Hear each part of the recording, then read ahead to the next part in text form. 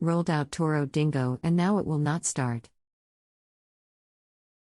Welcome to Just Answer Small Engines, let me try to help you. Remove the spark plug or plugs. You have fluid on top of a piston. With plugs out, the engine should spin. Spin engine and clear the cylinders. Reinstall the spark plugs and see if it doesn't work. Worked awesomely within 10 minutes and some starter fluid, got back on our project. Thank you so much. And with a great response time on a Sunday. Good job. Thanks.